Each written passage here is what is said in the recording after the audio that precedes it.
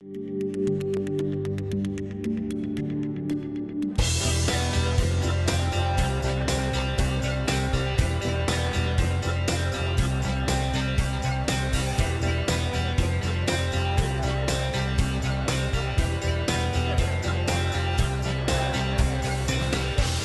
Alliance Managed Business School has been close to my heart for 30 years, ever since I went through the ordeal of a full 2-year MBA.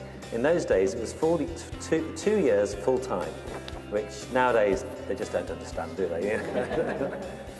I'm the CEO of Cirrus, which is an organisation that supports large corporates and government departments in 3 areas around leadership, talent and engagement.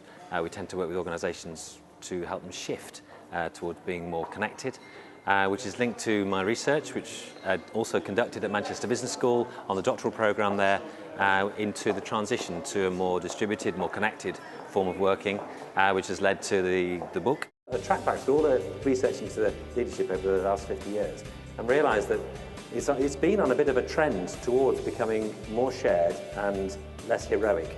But in the last 10 years or so, that's really triggered a whole body of research into leadership that is saying it's not about the great I am, but it is about the collective process.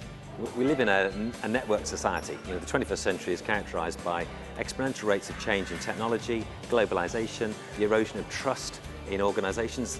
It's never been lower, and the need to meet customer demands when customers have got so much choice and the internet is changing the way in which they purchase and take services on board. I did a piece of research with another organisation actually into a bank a few years ago, which suggested that people's values and ethics were much more an active part of their thinking and decision-making process when they were at home than when they were at work.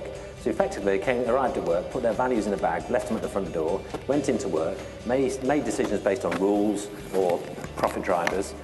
When they left, picked up their values at home, and when they were at home, actually their principles and what was important to them were an important part of their lives and the way they made decisions. What my research was showing is that there are 5 main factors that relate to this transition to being more joined up, more connected, more customer-centric. And they boil down to having clear purpose and direction, so everybody knows where the organisation is going and why it's important. Having leaders that are really authentic, so they build trust and they are reliable and trustworthy. And that creates the environment in which decisions can be devolved more effectively, so that people can make the right decisions for customers in real time. It creates the environment where collaboration is more the main way of operating across the process, the end-to-end ways of working to accelerate speed to market and customer responsiveness. And it creates a context where agility is more the norm, where learning is shared, where adaptation is the normal way of operating, and the organisation is able to turn on a sixpence. Agility is key, and this came out in the Ipsos Mori research as the most required attribute by CEOs and C-suite members. That's what they really want. They really need greater agility, the ability to respond more quickly to customers.